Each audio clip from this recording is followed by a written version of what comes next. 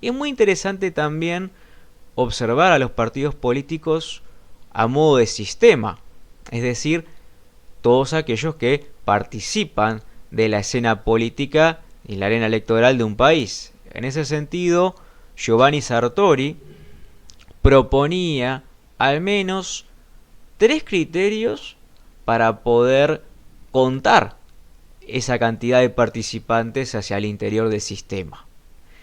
Y lógicamente, el criterio número uno es que tenga chances efectivas de llegar a ser gobierno, que sea competitivo. Otro criterio es que sea un socio indispensable de coalición, es decir, una vez que yo llego al poder, que justamente sea un socio del cual no puedo prescindir para gobernar. Y algo muy interesante es que pueda llegar a tener capacidad de chantaje. Si un partido político, por más pequeño que sea, tiene la capacidad de chantajear y obstaculizar decisiones de gobierno, es un partido a tener en cuenta.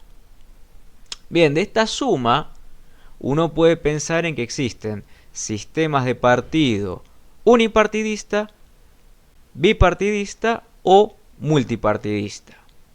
En este caso, si uno contempla a la variable competitividad electoral, uno puede pensar que hay sistemas de partidos no competitivos y sistemas de partidos competitivos. Por ejemplo, partido único es un solo competidor, no hay competencia posible. Dentro del sistema se encuentra un partido principal y no más.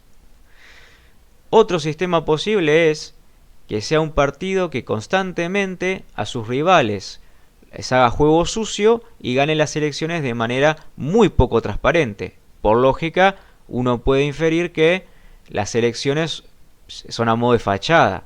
Uno ya sabría quién va a ganar las elecciones. Por lo general, el partido gobernante. A este tipo de sistemas nosotros los solemos llamar sistema de partido hegemónico. Otro caso interesante es un partido predominante. Hay un partido que sobresale por los demás en términos de capacidad electoral, pero gana las elecciones de manera transparente. Entonces, hay un sistema competitivo. Sin embargo, hay un partido que tiene una mejor performance y que constantemente gana elecciones de manera transparente. Otro caso es el bipartidismo. Dos actores centrales, dos partidos centrales, cuya razón de ser es necesario de que encontremos alternancia. No hay un bipartidismo si no hay una verdadera alternancia en el poder de manera periódica. Luego encontramos sistemas multipartidistas. En estos sistemas multipartidistas es muy interesante que a medida que yo sumo competidores al escenario electoral, a medida que yo voy contando en este sistema de partidos más y más partidos, lo que suele suceder es que de algún modo el sistema se fragmentará cada vez más. Pensemos, partido político viene de parte de la sociedad, ¿sí? Si yo sumo a ese sistema varias partes, ese sistema estará cada vez más fragmentado. Esta variable, si yo por ejemplo de un multipartidismo extremo, es decir, muy fragmentado, con muchos participantes, lo llevo a una polarización ideológica, es muy interesante de que en este tipo de sistemas encuentre una verdadera posición moderada, es decir, que el centro político, la moderación ideológica, esté realmente representada y a la misma vez, al haber poco espacio de competencia, tenga una extrema izquierda y una extrema derecha. Esto claramente habilitaría el juego a que encontremos partidos con capacidad de chantaje o partidos antisistema, que representen una verdadera izquierda extrema y una verdadera derecha extrema.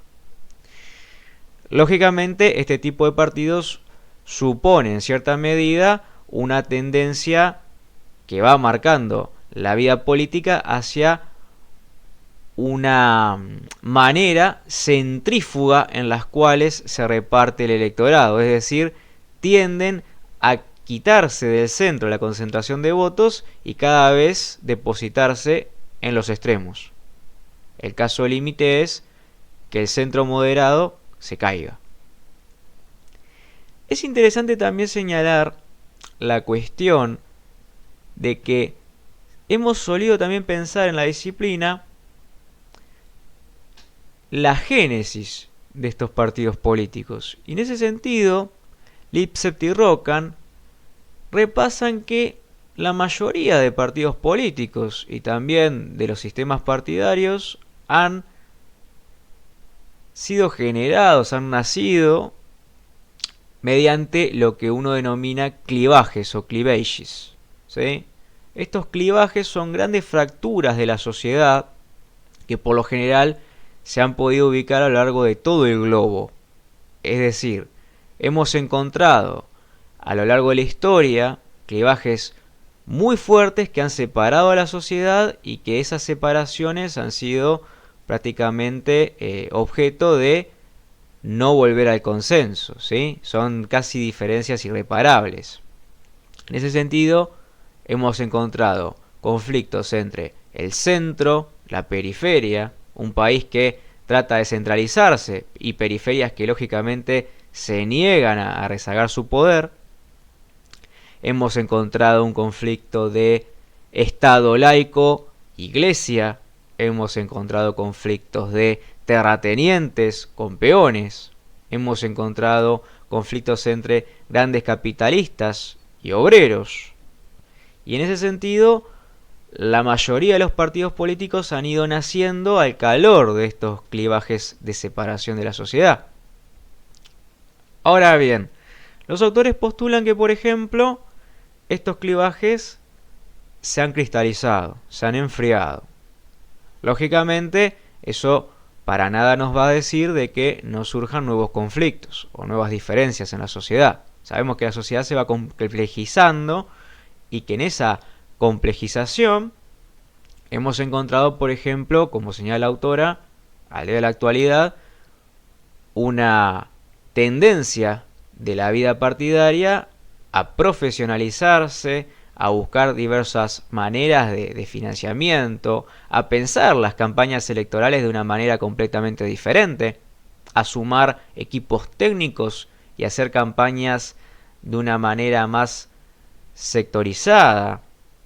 Y justamente estas cuestiones que hacen, por ejemplo, también a pensar a que los partidos políticos puedan pensarse como un producto más, un servicio más que se le ofrece a las personas, también nos da cuenta que en la actualidad gran parte de la sociedad piensa que, por ejemplo, un régimen democrático dentro de todos los existentes es el más preferible, pero aún así quienes justamente hacen de vector entre la sociedad y el Estado son seriamente cuestionados. Los partidos políticos suelen pensarse de una manera tal que parecerían, al menos en la postura de la autora, cada vez más distantes de lo que la sociedad les demanda. En ese sentido, es muy interesante plantearnos todas estas cuestiones. Si bien esto es un esbozo general del texto, espero que les haya servido. Les envío un abrazo grande y saludos.